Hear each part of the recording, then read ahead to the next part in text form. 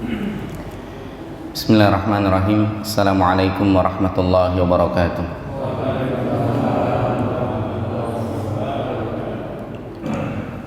Innal hamdalillah nahmaduhu wa nasta'inuhu wa nastaghfiruh wa na'udzu billahi min shururi anfusina wa min sayyiati a'malina.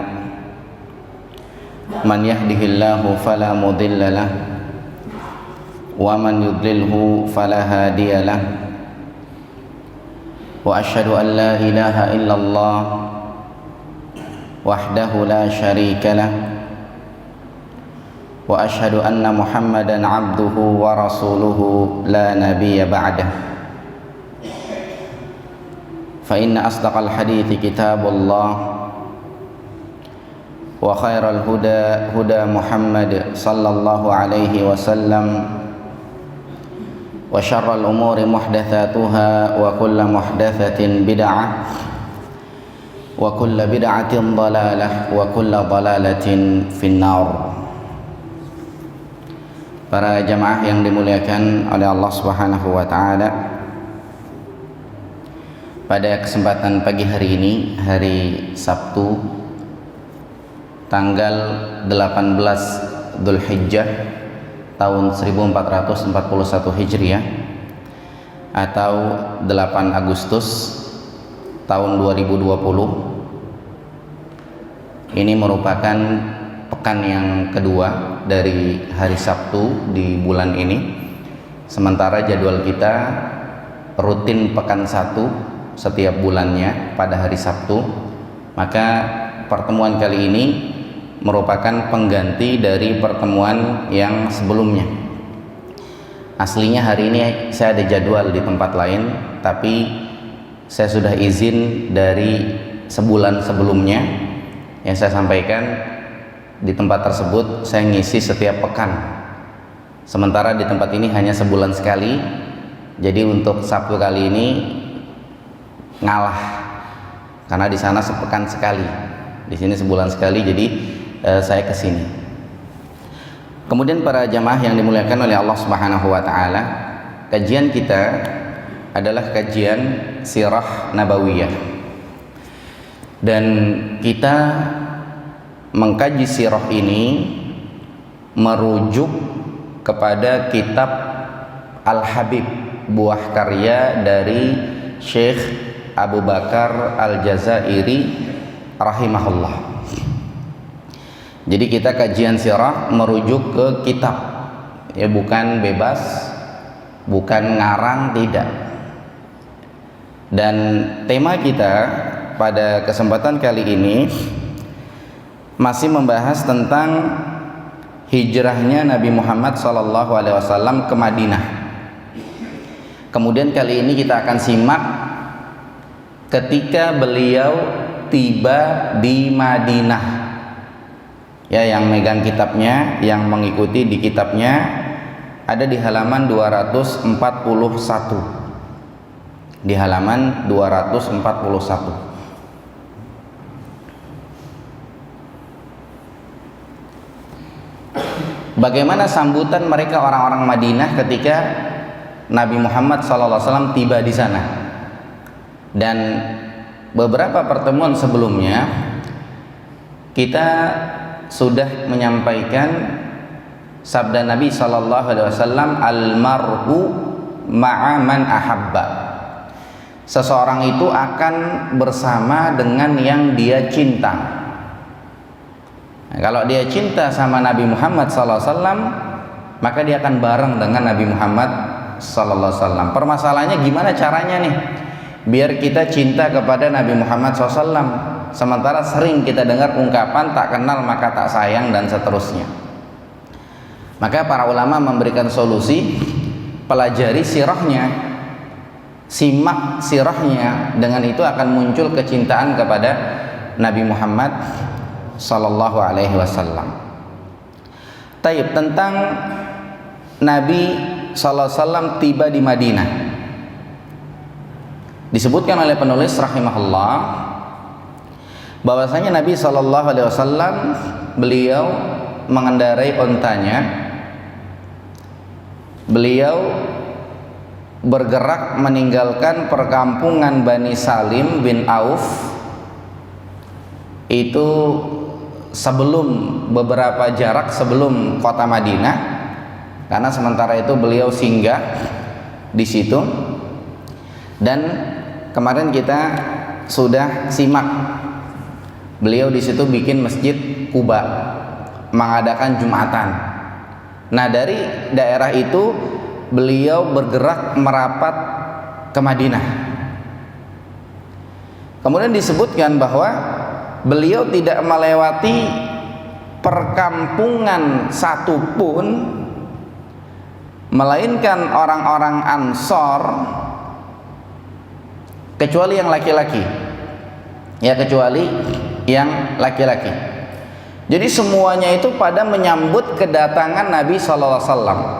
Kedatangan Nabi SAW itu heboh, sehingga disebutkan mereka mengucapkan lantunan-lantunan syair.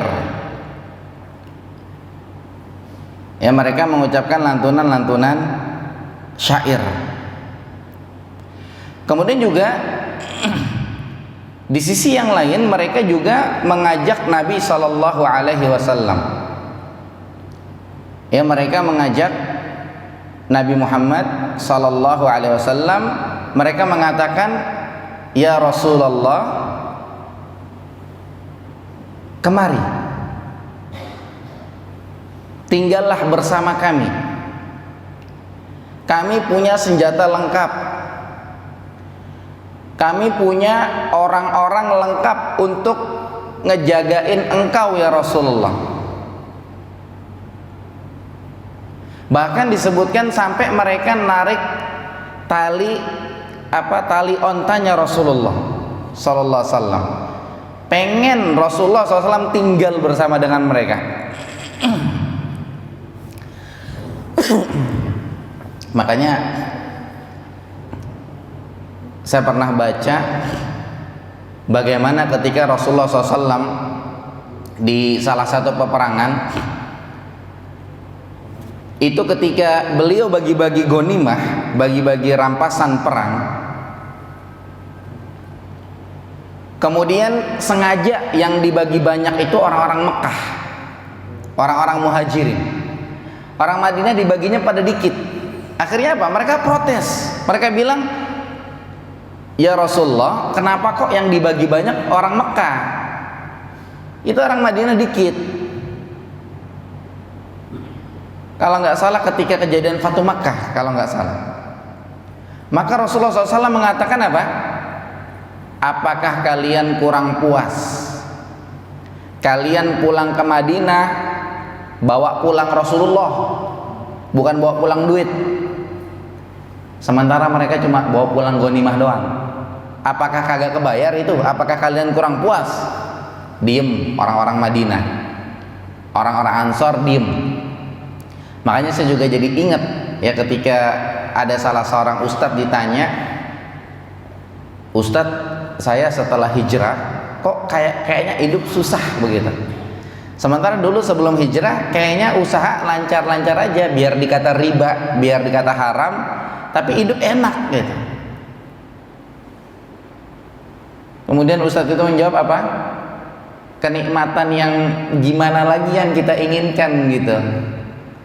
Sementara 2 rakaat sebelum subuh itu lebih baik daripada dunia dan isinya.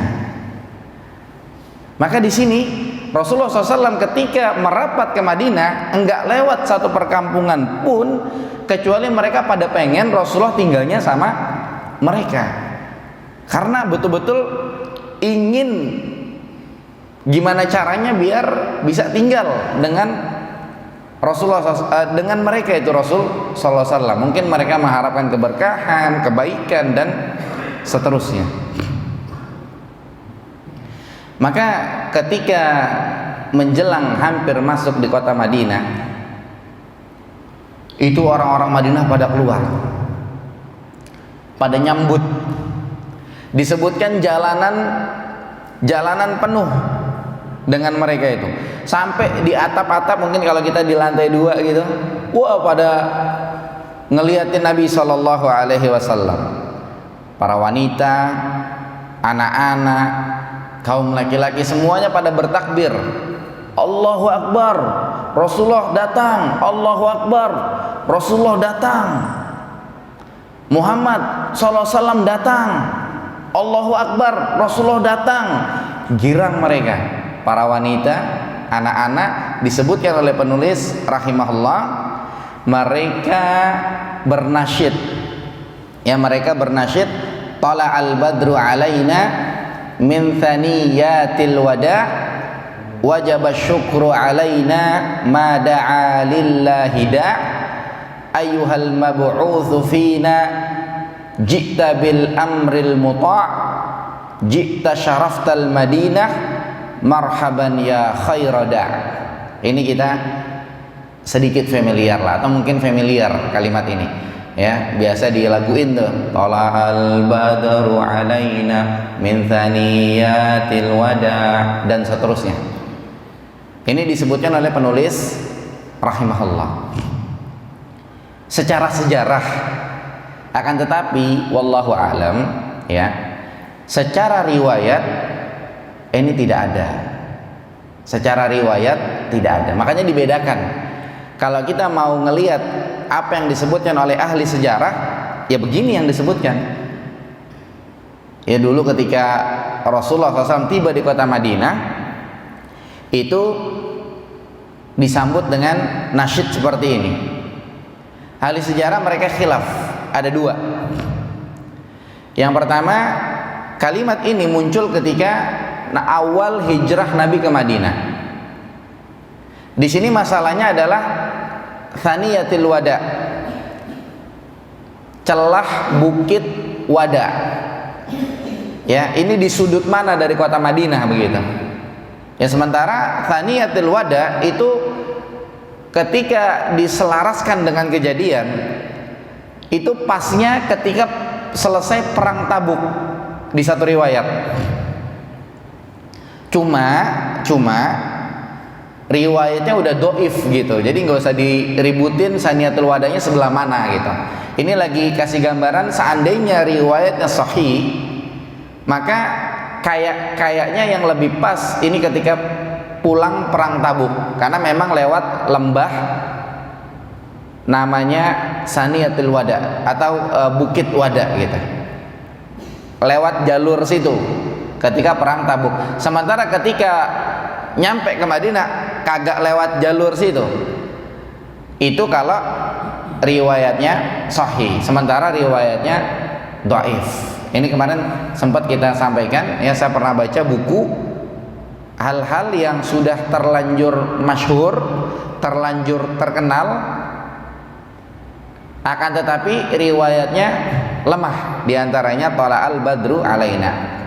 Kemudian kalau ada yang nanya, kalau riwayatnya lemah kenapa disebutin di dalam buku ini misalnya begitu, maka tadi kita sudah katakan secara ahli sejarah ya begini alurnya. Sampai di kota Madinah mereka bernasyid tala'al badru alaina min thaniyatil wada dan seterusnya.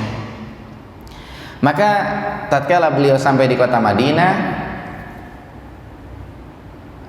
sebelumnya ketika tadi orang-orang pada minta Rasulullah tinggal sama mereka sampai ditarik-tarik ontanya, kata Rasulullah SAW mengatakan kepada mereka, da'uha, itu onta biarin, jangan ditarik-tarik tali kekangnya. Fa innaha ma'murah, itu onta udah dapat wahyu, itu onta udah diperintah sama Allah, dia bakal berhenti di mana dia tahu, lepas, jangan dipaksain. Itu ketika mereka ya seakan maksa biar Nabi tinggal sama mereka, sampai narik-narik tali kekang onta. Katanya apa? Jangan, biarin aja, dia udah diperintahkan. Maka ketika Nabi SAW itu meneruskan perjalanannya, meneruskan langkahnya, kemudian sampai di perkumpulan, di tengah-tengah perkumpulan orang-orang di kala itu, pada hari yang besar tentunya, hari yang ditunggu-tunggu kedatangan Rasulullah sallallahu alaihi wasallam, maka disebutkan oleh Anas bin Malik radhiyallahu anhu. Dia mengatakan apa? Dia mengatakan laqad ra'aitul yaum, hari ini aku melihat, alladzi dakhala fihi Rasulullah SAW alaina, hari di mana Rasulullah SAW nyampe di kita, wal yaumul ladzi qabada fihi, dan hari di mana Nabi SAW dicabut nyawanya, beliau meninggal dunia. Falam ara yaumaini mislahuma qattu, kata Anas bin Malik, saya nggak pernah ngelihat 2 hari yang sebanding dengan itu. Ketika Rasulullah SAW meninggal dunia, ramainya kayak apa? Nggak kebayang. Itu hari sama dengan kedatangan Nabi SAW ke kota Madinah. Jadi hari kepergian Nabi dengan hari kedatangan Nabi itu sama-sama hebohnya, sama-sama ramainya. Ini disebutkan oleh Anas bin Malik radhiyallahu anhu. Sampai disebutkan Nabi SAW melangkah terus maju sampai kira-kira dekat rumahnya Abu Ayyub Al-Ansari. Kemudian ontaknya menderu, ontaknya berhenti. Ya, ontaknya di situ di dekat rumahnya Abu Ayyub Al-Ansari radhiyallahu an, ontaknya berhenti. Kemudian Nabi SAW mengendorkan itu tali kekang ontaknya. Ontanya diri lagi, jalan lagi. Ontanya diri lagi, kemudian jalan lagi. Kemudian gak lama setelah itu ontanya berhenti lagi. Di situ Nabi SAW turun. Akhirnya Abu Ayyub Al-Ansari radhiyallahu an mengambil pelana onta tersebut, kemudian meletakkan di rumahnya, di rumah Abu Ayyub Al-Ansari radhiyallahu an. Maka Nabi SAW tinggal di rumahnya Abu Ayyub Al-Ansari radhiyallahu anhu. Karena Abu Ayyub Al-Ansari dengan Nabi SAW disebutkan masih ada hubungan keluarga dari Bani Najjar. Kalau orang Arab kan bahasa kita mungkin dikenal nepotismenya tinggi gitu kan. Makanya dari zaman Nabi SAW itu udah dikenal tuh. Sehingga ketika Nabi SAW hijrah ke Madinah, walaupun mereka belum pada Islam, di tengah jalan beberapa belum pada Islam, masih kafir, tapi yang lebih dikedepankan nepotisme tinggi, hubungan kekeluargaan kuat. Sehingga biarpun begitu Nabi SAW tetap dibela, tetap dilindungi, karena hubungan kekeluargaan mereka kuat. Nah, ketika datang Islam dengan ukhuwah Islamiyah, innamal mu'minuna ikhwah, sesungguhnya orang beriman itu saudaraan, itu lebih kuat lagi hubungan keluarga mereka. Nanti akan disebutkan bagaimana Nabi SAW mempersaudarakan antara orang-orang Madinah, orang-orang Mekah dengan orang-orang Madinah, orang-orang Muhajirin dengan orang-orang Ansor, sampai orang-orang Ansor, orang-orang Madinah yang punya istri 2, 3, 4, mereka bilang sama orang-orang Mekah, kamu lihat istri saya, mana yang kamu suka nanti saya cerai, udah habis masa iddah kamu nikah sama dia.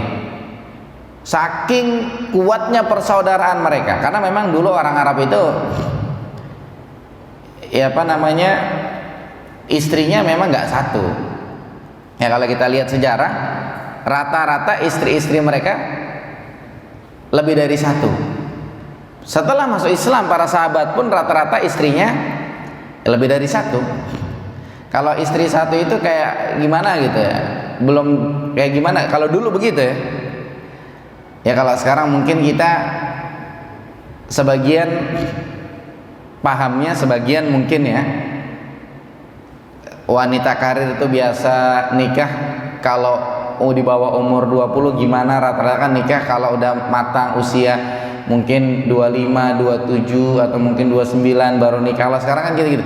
Kalau dulu orang Arab istilahnya ya tadi, istri lebih dari satu tuh mereka biasa. Ya istri lebih dari satu mereka biasa gitu. Ya, kalau sekarang ya mungkin kalau bicara poligami ya begitulah. Ada orang-orang yang mendukung, ada orang yang menolak, ada orang-orang yang mengingatkan ini syariat. Kalau menolak pun jangan menyembah syariat dan seterusnya. Tapi kalau orang dulu biasa, istri lebih dari satu. Maka sampai segitunya mereka punya ukhuwah. Ya ukhuwah, apalagi ketika disiram dengan ukhuwah Islamiyah, tambah kencang lagi, tambah greget lagi ukhuwahnya. Nah, maka Abu Ayyub Al-Ansari ini dia masih ada hubungan dari Bani Najjar, masih ada hubungan famili dengan Nabi Sallallahu Alaihi Wasallam, sehingga Rasulullah SAW akhirnya tinggal di rumahnya Abu Ayyub Al-Ansari radhiyallahu anhu. Rasulullah tinggal di lantai bawah, sementara Abu Ayyub Al-Ansari tinggal di lantai atas. Tapi dengan begitu Abu Ayyub jadi nggak enak sama Nabi SAW. Sampai disebutkan dalam riwayat apa? Ketika Abu Ayyub itu melangkah di lantai 2, itu ngelangkahnya hati-hati gitu. Kita bayangin langkah maling gitu kan, biar nggak kedengeran kalau kita lihat mungkin di rekaman-rekaman kan, pelan-pelan langkahnya takut ketahuan gitu kan. Kalau ini Abu Ayyub langkahnya kira-kira begitulah, cuma bukan malingnya, tapi karena takut nginjek kepala Nabi SAW di lantai bawah gitu. Sampai segitunya mereka menghormati Nabi Sallallahu Alaihi Wasallam. Ya walaupun ini mungkin kelewatan dalam tanda kutip, sebagaimana Ibnu Umar radhiyallahu anhuma itu disebutkan, Ibnu Umar radhiyallahu anhuma di satu riwayat itu keliling kota Madinah pakai ontaknya, keliling. Orang-orang nanya, wahai Ibnu Umar kayak nggak ada kerjaan keliling kota Madinah, ngapain? Ternyata Ibnu Umar ngalap berkah, dalam artian pengen kaki ontak dia nginjak bekas kaki ontak Rasulullah SAW. Sementara orang-orang kita sekarang kalau diajak kepada agamanya Rasulullah SAW, diajak kepada syariat Rasulullah SAW, ya begitu. Adapun Ibnu Umar tidak semangat sekali. Kalau sekarang dituduh aliran lain lah, dituduh ini itu dan seterusnya, berbeda memang imannya mereka dengan imannya kita. Kemudian di sisi yang lain pernah juga Ibnu Umar melewati satu pohon, dilihatnya Nabi SAW ketika lewat pohon itu merunduk deh, Nabi merunduk beliau. Kemudian Ibnu Umar ketika pohon itu udah ditebang, saking pengen ngikutin Nabi, merunduk juga lewat jalan itu gitu. Ya, walaupun ini dalam tanda kutip. Maka Abu Ayyub Al-Ansari radhiyallahu an itu ketika tinggal di lantai atas itu nggak enak Nabi di bawah, jalan aja pelan-pelan, istilahnya takut nginjek kepala Nabi SAW gitu. Takut dia lagi di atas, Nabi lagi pas di bawahnya begitu, takutnya begitu. Sampai segitunya Abu Ayyub Al-Ansar.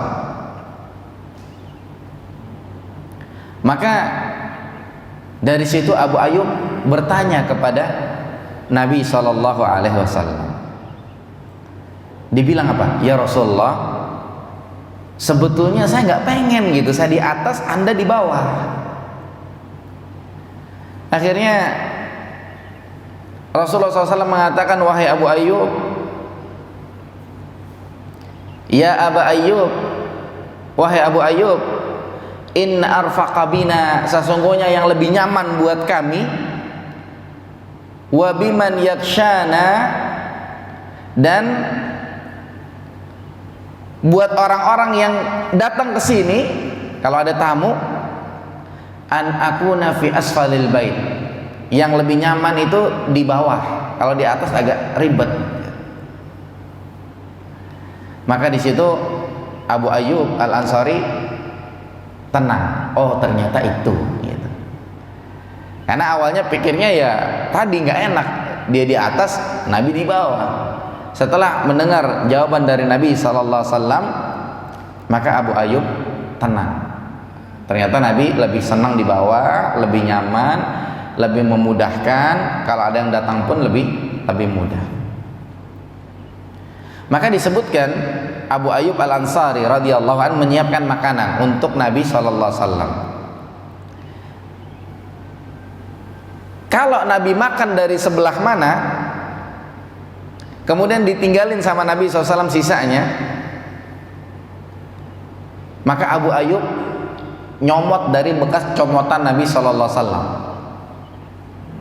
Abu Ayyub Al-Ansari makan bekas makan Nabi SAW. Dia nanya tuh, tadi Nabi makan dari sebelah mana? Maka di situ dia ikutin. Ya kalau orang tua dulu, kadang-kadang saya pernah tuh waktu saya SD, ada tamu datang sarjana minum kopi. Kata orang tua tuh minum kopinya tuh ntar biar gede jadi sarjana juga katanya. Ya mungkin harapannya begitu ya, tapi wallahu alam. Yang jelas ini kasus berbeda dengan Nabi SAW bersama dengan Abu Ayyub Al-Ansari radhiyallahu anhu. Kalau Nabi memang berkah, bisa kita ngalap berkah, tapi dikala hidupnya, ya dikala hidupnya. Sehingga Abu Ayyub beres Nabi makan, Abu Ayyub nanya, tadi Nabi SAW itu makan dari sebelah mana? Maka dari situ dia makan untuk nyari berkah tadi. Sehingga suatu hari pernah Abu Ayyub bikin makanan, kemudian makanan tersebut ada bawang putih, nggak tahu bawang bombay atau bawang putih biasa. Yang jelas Nabi SAW nggak makan. Kemudian ketika makanan itu dikembalikan kepada Abu Ayyub Al-Ansari, Abu Ayyub nanya lagi, dari mana Nabi tadi makan, sebelah mana? Kemudian ternyata dikatakan Nabi nggak makan. Akhirnya Abu Ayyub ngerasa bersalah, sehingga dia datang kepada Nabi SAW, dia nanya, ya Rasulullah, haram? Wahai Rasulullah, apakah makanan tersebut haram sehingga anda tidak makan? Faqala, maka Nabi SAW mengatakan apa? La, walakinni akrahu dzalika. Nabi bilang enggak haram, cuma saya enggak doyan. Ya, kata Nabi sallallahu alaihi wasallam. Nah, kemudian penulis rahimahullah mengatakan apa? Nabi enggak makan bawang putih karena Nabi sallallahu alaihi wasallam beliau bermunajat dengan malaikat, sementara yang lain-lain tidak. Kita nggak bermunajat dengan malaikat, ya kita ngomong sendiri gitu kan atau apa. Ditanya, lagi ngapain Pak? Lagi munajat sama malaikat. Gila itu kan. Kemudian di sisi yang lain juga ada hadis Nabi SAW apa? Man akalal basala wa thauma wal qurratha fala yaqrabanna masjidana fa innal malaikata tata'adza minhu mimma tata'adza bani Adam atau kama qala sallallahu alaihi wasallam. Nabi mengatakan, barang siapa yang makan bawang merah, bawang putih, bawang bombay, maka jangan mendekati masjid kami, karena malaikat keganggu kayak orang lain keganggu. Kita habis makan bawang kemudian kita gitu kan, keganggu lah. Atau nggak usah tapi ngobrol kayaknya gimana gitu. Atau wallahu alam ya, keringatnya mungkin ya beda gitu orang yang doyan, atau bau apalah itu yang semakna dengannya. Maka di sini para ulama menjelaskan makruh habis makan itu kemudian kita ke masjid, makruh. Sehingga ya mungkin solusinya gosok gigi. Ya kita gosok gigi, atau mungkin menjelang sholat, makanya habis sholat misalnya begitu. Nah, di sini Nabi nggak doyan karena Nabi SAW beliau bermunajat dengan malaikat. Ya, sehingga beliau tidak makan bawang putih tadi. Nah, kemudian tadi ketika ontanya Nabi SAW itu berhenti,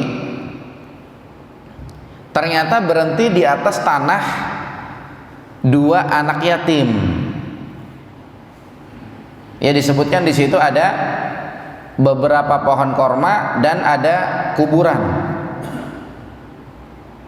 Maka Nabi SAW beliau bertanya kepada Muaz bin Afra, ini tanah punya siapa? Maka kata Muaz bin Afra, ya Rasulullah, huwa liyatimain. Wahai Rasulullah, ini tanah punya 2 anak yatim. Wa sa'urdihima minhu. Nanti saya akan bilang sama mereka biar mereka bisa merelakan untuk engkau ya Rasulullah. Akhirnya Rasulullah SAW bangun Masjid Nabawi di situ. Rasulullah SAW bangun masjid di situ, Masjid Nabawi. Ya, sampai di sini ada hal yang disimpulkan oleh penulis rahimahullah. Yang pertama adalah dari apa yang baru saja disampaikan memberikan faedah tentang bagaimana bahagianya orang-orang Ansar dengan kedatangan Rasulullah Shallallahu Alaihi Wasallam. Mereka menunjukkan sambutan yang luar biasa, yang belum pernah ada sebelumnya, sekalipun saking girangnya mereka menyambut Nabi Muhammad Sallallahu Alaihi Wasallam. Kemudian yang kedua, penjelasan tentang mukjizat onta yang dipakai oleh Rasulullah SAW, yang dikendarai oleh Rasulullah SAW. Apa mukjizatnya? Ketika onta itu ditarik-tarik kekangnya, tali kekangnya, Nabi mengatakan apa? Da'uha fa innaha ma'murah. Biarin aja, ini onta udah diperintah dari sananya. Berarti ini menunjukkan akan mukjizat onta tersebut. Kemudian yang ketiga, penjelasan tentang keberuntungan Abu Ayyub Al-Ansari radhiyallahu an. Karena apa? Karena Rasulullah SAW akhirnya singgah di rumah beliau, di rumahnya dia. Sampai Rasulullah SAW bangun masjid, kemudian di samping masjid ada dibuat kamar-kamar untuk istrinya Rasulullah Sallallahu Alaihi Wasallam. Yang ini kamar menjadi rumah Nabi SAW dan akhirnya menjadi kuburan Nabi SAW di rumahnya. Cuma seiring berjalannya waktu terjadi perluasan. Orang kalau dibilangin jangan sholat di masjid yang ada kuburannya, nyautnya no, di Masjid Nabawi ada kuburan, boleh sholat. Dia nggak baca sejarah. Ya, padahal apa? Nabi dikuburin di kamarnya Aisyah radhiyallahu anha, di rumahnya. Dan ada satu hal yang menarik disebutkan oleh ulama Ahlus Sunnah wal Jamaah, Syekh Muhammad At-Tamimi rahimahullah, lahir pada tahun 1115 Hijriah. Dia bilang apa? Di antara bentuk penjagaan Nabi Muhammad sallallahu alaihi wasallam, di antara bentuk penjagaan Allah kepada Nabi Muhammad sallallahu alaihi wasallam, itu Nabi dikuburin di kamarnya Aisyah radhiyallahu anha. Nabi dikuburin di rumahnya Aisyah, di rumahnya Aisyah radhiyallahu anha. Bayangin kalau Nabi dikuburin di Baqi, bagaimana ramainya orang-orang begitu. Jadi waktu itu Nabi meninggal di rumahnya Aisyah radhiyallahu anha, karena istri Nabi ada beberapa di kala itu meninggal di kamarnya Aisyah, di rumahnya Aisyah radhiyallahu anha.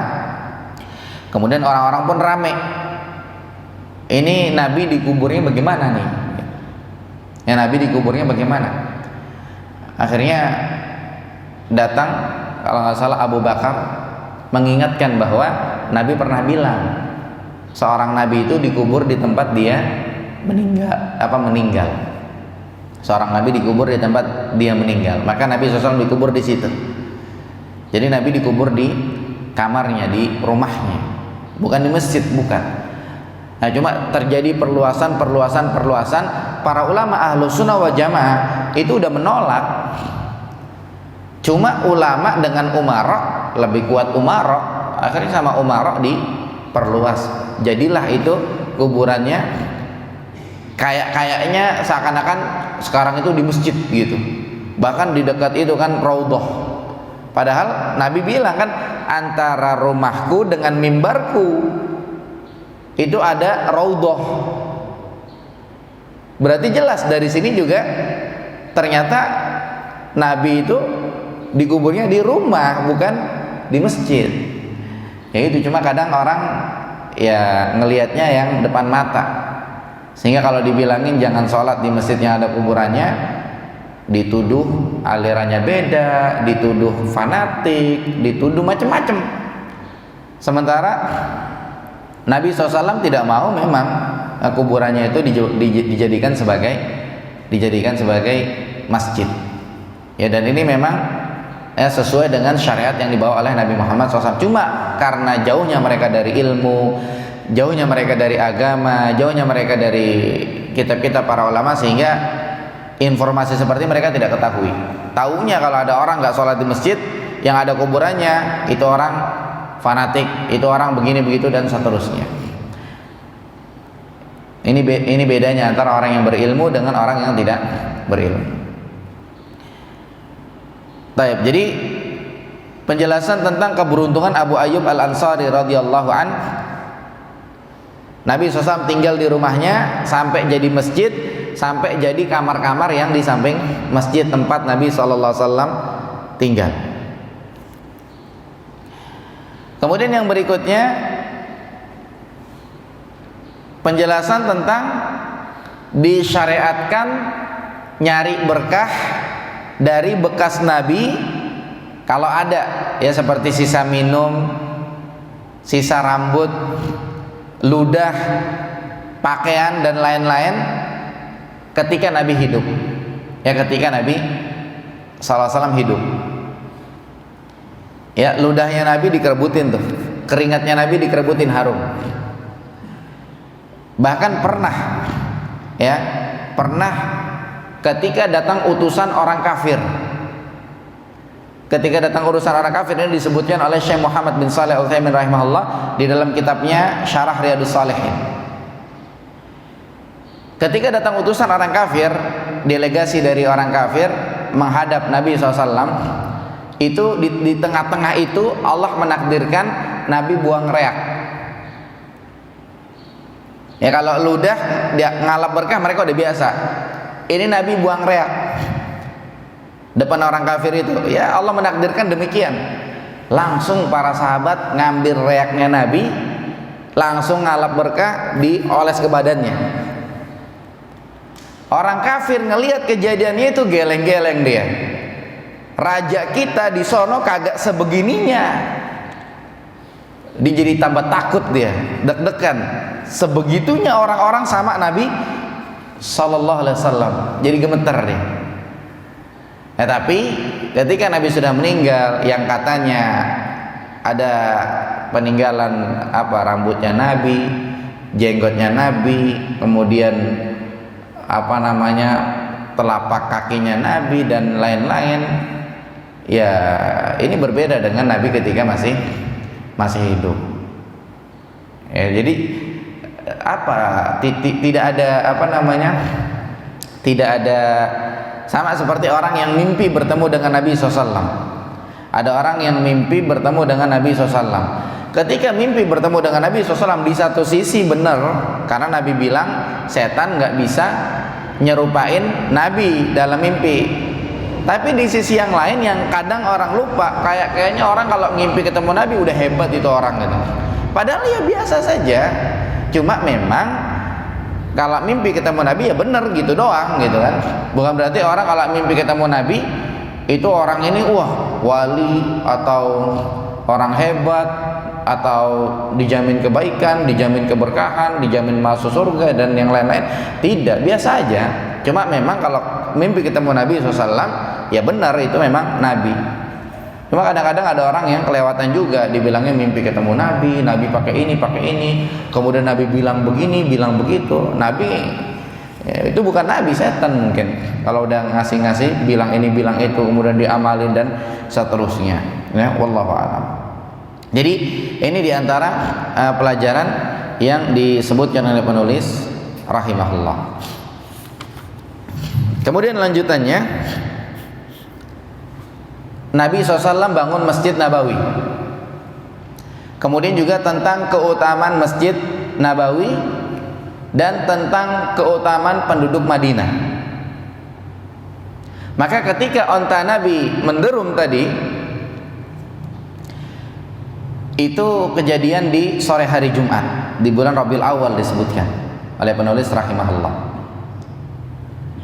Nah, maka di situ Nabi SAW bertanya tentang tanah tadi, ini milik siapa?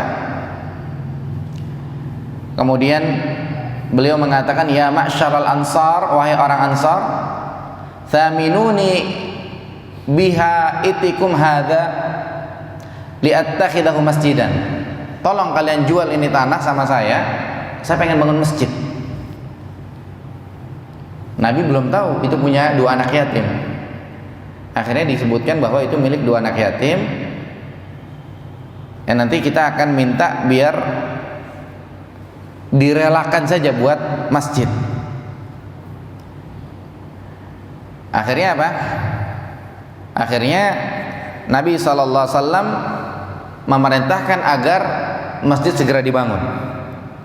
Bahkan beliau sendiri terjun, ikut nukang juga untuk bangun masjid itu, agar orang-orang termotivasi. Kemudian orang-orang muhajirin, orang-orang Mekah ikut bangun masjid, orang-orang Ansor ikut bangun masjid. Di sana mereka sambil menyenandungkan syair-syair.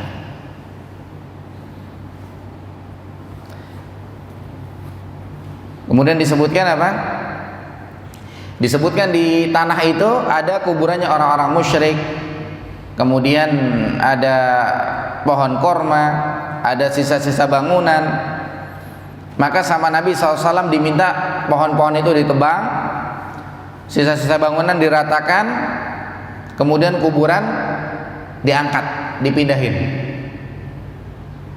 Karena memang nggak boleh menjadikan kuburan sebagai masjid. Loh, itu kan kuburan orang-orang musyrik, Ustaz. Walaupun kuburan para nabi nggak boleh, apalagi cuma kuburan pewakif. Nabi mengatakan apa? La'anallahu al-yahud wan nasara ittakhadhu qubur anbiya'ihim masajid. Orang-orang Yahudi, orang-orang Nasrani dilaknat oleh Allah Subhanahu wa taala gara-gara mereka menjadikan kuburan para nabi sebagai masjid. Emang nggak boleh menjadikan kuburan sebagai masjid. Ya cuma tadi kita bilang apa? Ya mungkin karena orang kagak tahu, kagak ngerti, sehingga muncul kalimat-kalimat yang nggak enak. Sehingga kita yang ngerti, ya harusnya kita ngemaklumin. Ya kita ngemaklumin, mungkin saudara kita nggak paham, sehingga kita dibilang-bilang pahamnya ini, pahamnya itu, aliran ini, aliran itu. Mungkin karena mereka nggak paham. Ya sehingga kita maafkan mereka sambil kita dakwahkan pelan-pelan. Ya, jadi disebutkan Nabi ikut nimbrung tuh. Bahkan Nabi nenteng batu sambil Nabi bilang apa? La aisha illa aisyal akhirah. Tidak ada kehidupan kecuali kehidupan akhirat. Nabi pengen bilang, biar dikata Nabi kerja nenteng batu kagak usah gengsi, karena nggak ada kehidupan kecuali kehidupan akhirat. Allahumma arhamil muhajirin wal ansar. Ya Allah, rahmatilah orang-orang muhajirin dan orang-orang ansar. Jadi Nabi sendiri ikut nimbrung kerja. Ya, ikut nimbrung kerja. Akhirnya masjid selesai dibangun. Ya, akhirnya masjid selesai dibangun, dan atapnya waktu itu masih anyaman pelepah korma. Kemudian di samping masjid dibikin apa? Rumah Rasulullah SAW, kamar-kamar Rasulullah Sallallahu Alaihi Wasallam. Itu tadi yang disebutkan dalam hadis. Di antara rumahku dan mimbarku ada raudhah. Makanya mungkin yang pernah umroh, yang pernah haji, ya, itu raudhah ibaratnya di tengah-tengah seperti ini. Di situ ada mimbar Rasulullah SAW, di situ kuburan Rasulullah SAW. Dalam hadis, antara mimbar dengan rumahku ada raudhah. Iya, tak. Jadi Rasulullah dikuburnya di rumahnya yang sekarang memang masuk bagian masjid. Dan Masjid Nabawi adalah masjid yang memiliki keutamaan. Karena masjid yang punya keutamaan itu ada 3. Ada Masjidil Haram, ada Masjid Nabawi, dan ada Masjidil Aqsa. Nabi SAW mengatakan dalam hadis yang diriwayatkan oleh Imam Bukhari dan Muslim, hadis Abu Sa'id Al-Khudri radhiyallahu anhu. Beliau mengatakan apa? La tushaddur rihal, kalian enggak boleh pergi dalam rangka ibadah illa ila salasati masajid, kecuali perginya cuma ke 3 masjid doang. Al-Masjidil Haram, Masjidil Haram, wa masjidi hadza, masjid aku ini, Masjid Nabawi maksudnya, wal Masjidil Aqsa, dan Masjidil Aqsa. Ya, dulu waktu awal-awal viral Masjid Kubah Emas, ya, di Depok, ramai orang berkunjung ke sana. Kalau memang mereka berkunjung ke sana, ya cuma pengen ngelihat begitu kan, ini boleh-boleh aja, nggak masalah. Tapi kalau memang berkunjung ke sana kayaknya ibadah gitu kan, wah ini mengunjungi masjid, keutamanya ini itu, ini yang dimaksud dilarang. Sama kayak kita ke Masjid Istiqlal, kita pengen Jumatan doang di sana gitu kan, ya sah-sah saja boleh. Cuma kalau kita ngerasa gimana-gimana gitu kan, ini yang dilarang. Atau Masjid Ta'awun, kalau kita pengen ke sana cuma pengen istirahat, pengen sholat, atau pengen ngerasain hawa-hawa dingin, puncak sejuk, ya silahkan. Cuma kalau ada orang ngerasa kayak ibadah gimana gitu, ini yang dilarang. Nabi mengatakan la tushaddur rihal illa ila salasati masajid, nggak boleh mengadakan perjalanan ibadah kecuali cuma ke 3 masjid. Itu Masjid Kubah Emas, Masjid Istiqlal, Masjid Ta'awun. Nggak boleh kalau kita ada niatan-niatan kayak perjalanan dalam ibadah. Apalagi kalau jalan-jalannya ke kuburan, ya lebih nggak boleh lagi. Uang masjid aja nggak boleh. Beda halnya ke kuburan, memang cuma ziarah kubur, ya boleh-boleh aja. Tapi kalau kayak saya pernah lagi naik motor, ada bis-bis banyak gitu di pinggir jalan, tulisan besar-besar Ziyaratul Aulia, ziarah kubur para wali. Ya kalau cuma ziarah-ziarah doang, boleh. Cuma kalau di hati-hati mereka nyangkut kayak wah ini ibadah apa gimana gitu, itu yang maksud dilarang di sini. Cuma kadang-kadang kita ngejelasin ini, kadang-kadang dikira orang apa, dibahasakannya nggak enak begitu. Dibilangnya kita ngelarang ziarah kubur. Siapa yang ngelarang ziarah kubur? Kadang-kadang mereka cuma nangkep separuh penjelasan doang, ya begitu kesimpulannya. Ya sehingga kemarin saya dikirimin artikel, tulisannya apa? Nabi membolehkan musik, Nabi paling ngerti dengan musik dibandingkan kita. Disebutkan hadis Aisyah radhiyallahu anha, datang seorang wanita kemudian bertanya, apakah engkau tahu wanita fulana fulana fulana? Kata Aisyah nggak tahu. Kemudian disebutin apa? Di situ ada Nabi SAW, disebutin apa? Mereka adalah para penari, mereka para penyanyi, mereka biduan, mereka pengen datang ngibur Nabi, akhirnya mereka pun bernyanyi. Sampai situ doang disebutin hadisnya. Saya ditanya, hadisnya gimana Ustadz, benar nggak? Ya saya nggak tahu awalnya. Saya cek riwayatnya di di riwayat hadis, derajat hadis dan seterusnya. Ternyata masih ada sambungannya. Nabi mengatakan apa? Setan meniup hidungnya. Artinya apa? Nabi pengen bilang ini musik hukumnya haram, nggak setuju dengan biduan itu, nggak setuju dengan penyanyi itu. Cuma orang kadang gitu motong-motong dalil. Ya, dilihatnya udah bahasa Arab, udah riwayat si fulan. Ini hadis derajatnya sahih. Memang sahih, saya lihat sahih. Itu hadis Ibnu Hibban kalau saya tidak salah. Dan yang lainnya. Tapi ternyata kepotong, kalimat akhirnya tidak disertakan. Jadi itu tentang keutamaan Masjid Nabawi. Ini kalau kita ke sana niat ibadah, ya memang ini sunnah. Makanya orang-orang yang umrah di antara sunnahnya adalah apa? Menziarahi Masjid Nabawi, menziarahi kota Madinah. Walaupun memang itu bukan rentetan ibadah, cuma ada sunnah untuk itu gitu. Kemudian tentang keutamaan yang lain, Nabi SAW mengatakan apa?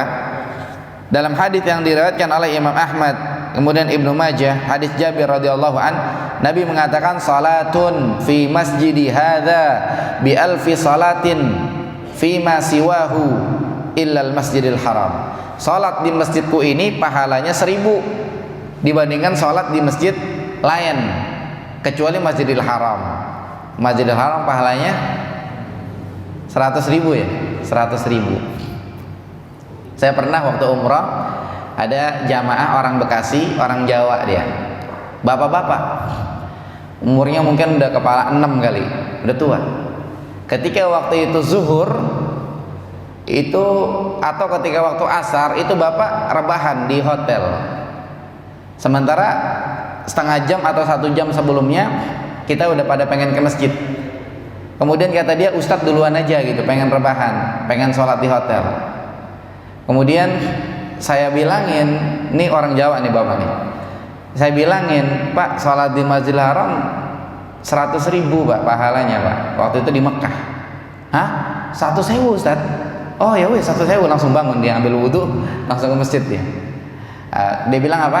Nanti aja lah di Bekasi liburnya Ustadz ke masjid, sekarang ke masjid dulu, 100.000 katanya. Padahal ya kita orang Islam nggak di Makkah, nggak di rumah, ya harus rajin ke masjid begitu kan. Nah, kemudian hadis yang lain tentang keutamaan Masjid Nabawi, Nabi SAW mengatakan apa? Man ata masjidi hadza, barang siapa yang datang ke masjidku ini, la ya'tihi illa li khairin, dia nggak datang ke sini kecuali untuk kebaikan. Yu'allimuhu aw yata'allamuhu, kebaikan untuk dia ajarkan atau kebaikan untuk dia pelajari. Karena ada orang-orang jamaah umrah yang ke masjid pengen hadir di kajian yang bahasa Indonesia itu, ya kan? Kana kal mujahidi fi sabilillah, itu ibaratnya kayak apa? Kayak orang yang perang di jalan Allah. Keutamaan. Ya, keutamaan. Kemudian juga hadis riwayat Ahmad, Ibnu Majah, Hakim, hadis Abu Hurairah yang tadi saya bilang, ma baina baiti wa minbari raudhatun min riyadil jannah. Antara rumahku dan mimbarku itu ada raudhah. Ya, nanti coba diingat-ingat yang mungkin Allah kasih rizki besok berangkat umroh haji, itu raudhah itu kayak di tempat duduk yang kita duduk sekarang nih, raudhah ada berapa luas begitu. Kemudian di sana ada mimbar, itu posisi mimbar Nabi. Kemudian di sana kuburan Nabi. Nah, antara rumahku dengan mimbarku raudhah. Nabi membahasakan rumah dengan mimbar. Makanya kuburan Nabi di rumah, bukan di masjid.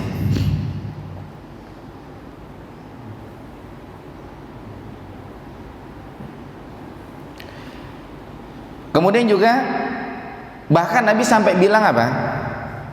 Nabi sampai bilang Man istata'a an yamuta bil Madinah, siapa yang bisa mati di Madinah, yang bisa meninggal di Madinah, ya di halaman 247 paling bawah.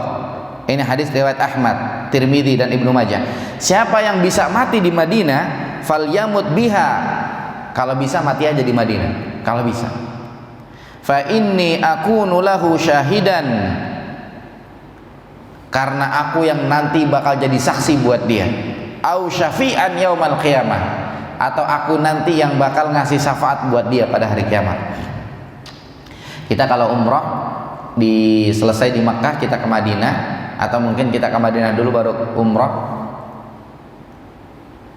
Mungkin ketika ada kejadian yang meninggalnya di Madinah gitu, kita mikir, ih kasihan, berangkat umroh pulang tinggal nama gitu kan.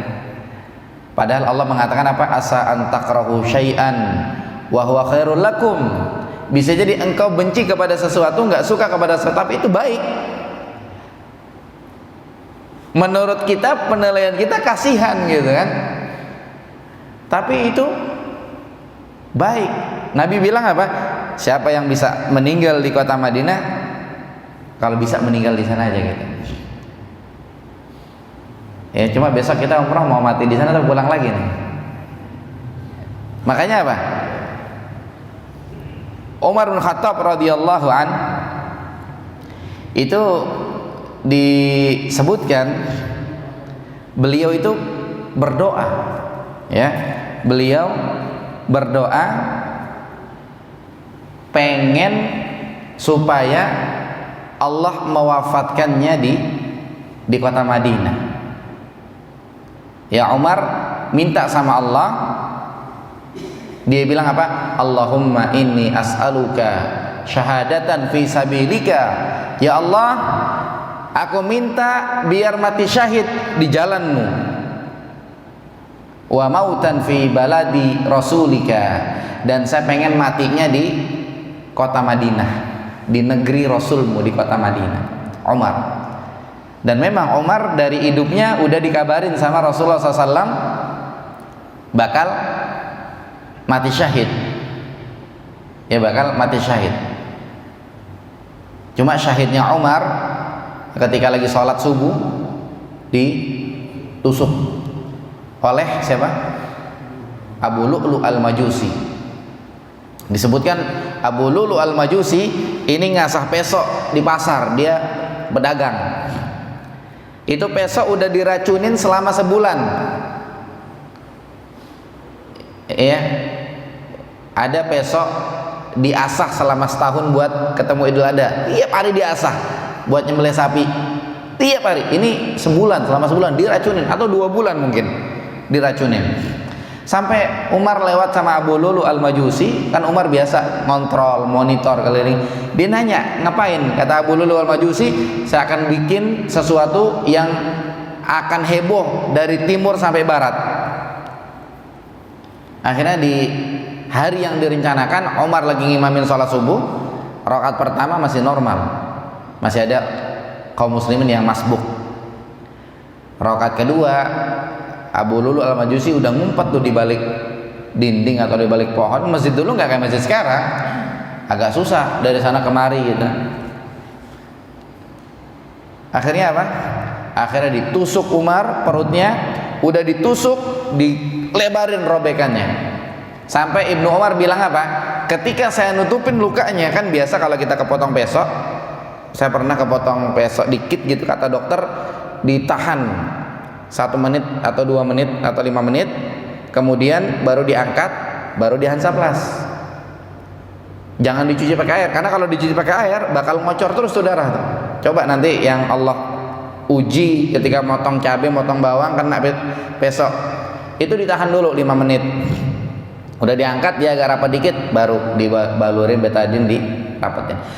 Ibnu Umar ketika kejadian itu cerita, saya pengen nutupin luka bapak saya sampai masuk perut saya ke tangan saya ke dalam perutnya, saking lebar lukanya itu. Akhirnya Umar pingsan di bawah. Umar sadar, dilihat orang-orang di sekeliling pada nangis. Kedengaran suara perempuan nangis. Dilihat badannya pada berdarah. Yang pertama kali ditanya sama Umar apa? Orang udah pada beres sholat belum? Itu yang pertama. Dia kagak nanya, tadi siapa yang nusuk saya? Tadi ini saya kok banyak darah, kenapa? Dia kagak nanya itu. Yang pertama ditanya adalah apa? Udah pada sholat belum? Kemudian Umar minta ambilin air. Diambilin air segelas. Katanya bukan segelas, buat wudu. Akhirnya Umar wudu, sholat, beres sholat baru nanya, tadi siapa yang nusuk saya? Ini kok banyak darah, kenapa? Kenapa kalian pada nangis? Baru nanya. Kemudian beberapa hari setelah itu Umar pun meninggal. Nah, Abu Lulu al-Majusi ketika habis nusuk di kabur, ada sebagian kaum muslimin yang telat, yang masbuk, berusaha nangkap Abu Lulu al-Majusi. Nggak ada setiap orang yang dekat sama dia kecuali ditusuk. Akhirnya salah seorang mungkin bawa kayak sarung lah, ditutup mukanya, udah hampir ketangkap. Abu Lulu langsung bunuh dirinya sendiri. Nah, Umar berdoa biar mati syahid, meninggalnya di kota Madinah. Ini kita nggak apa-apa kita berdoa, walaupun mungkin ya yang udah umroh 2 kali, 3 kali nggak mati-mati di sana kan, tapi doa, walaupun akhirnya misalnya matinya di rumahnya, entah rumahnya di Jakarta apa di mana, insya Allah akan dianggap matinya di Madinah. Yang penting doa aja dulu. Itu punya angan-angan demikian. Dan penulis rahimahullah mengatakan apa? Cukup kemuliaan buat kota Madinah. Di Madinah itu ada masjidnya Nabi, di Madinah ada kuburannya Nabi. Kemudian di Madinah tempat Nabi dibangkitkan. Tapi bukan berarti kalimat ini menunjukkan kita kalau ke Madinah, ke kuburan Nabi, wah kita kayak gimana gitu, bukan. Ya, ini hanya ingin menunjukkan kemuliaan saja.